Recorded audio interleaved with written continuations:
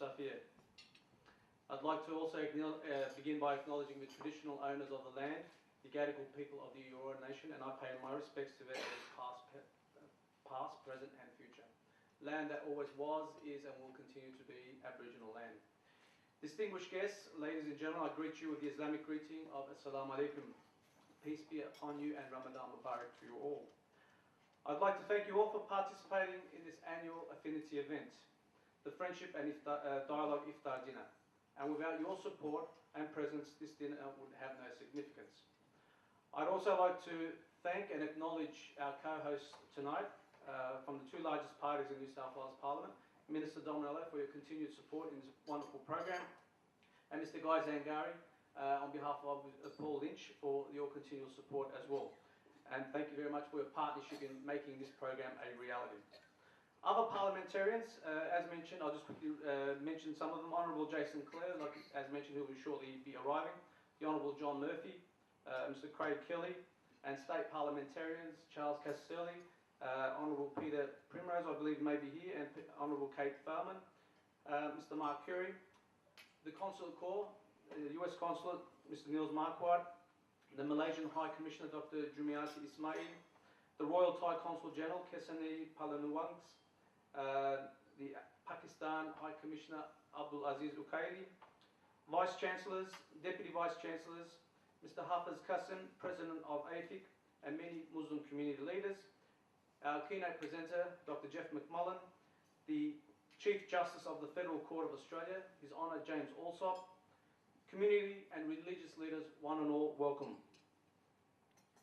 Tonight for Affinity is one of the most special dinners in the whole, as it is in the whole month of Ramadan. Tonight is a good reminder of how far we have come throughout the years as Affinity.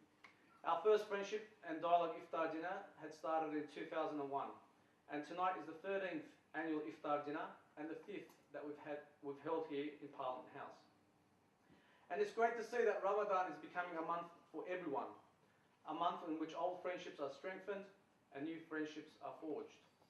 Now we have many other Muslims and non-Muslim organisations who are hosting iftar programs in Sydney and even throughout Australia. Just in Affinity, we are hosting roughly 34 iftars during this month, or co-hosting rather. It is great to see that this sacred time for Muslims has now become a time where all faiths and cultures can get together and break bread together. Recently, I was involved in a video production promoting Ramadan and was asked, what word comes to mind when I hear the word Ramadan? And my response was simple: sharing. Ramadan is a time of sharing, a time when we gather around the dinner table and share not only food, but also good company, friendship, and basic human values. We come together to share, and what we share is already what brings us together. The Muslim community opens its home to the wider society in Ramadan. To reciprocate this, the people of the New South Wales have opened their house, the Parliament, to the diversely rich audience here tonight. This mutual welcoming and acceptance goes a long way in showing our oneness. We, as Muslims, are your neighbour, your friend, your colleague, and we share the future of this country with you. As a prominent Muslim scholar, Fethullah Gulen, puts it, even if we have different feelings and thoughts, we are all people of this society. Even though we may not have common ground on some matters, we all live in this world and we are passengers on the same ship. In this respect, there are many common points that can be discussed and shared with people from every segment of society. Through dinners like this, we realise the obvious but profound fact that in the end we are all human beings, and thus we have a lot to share.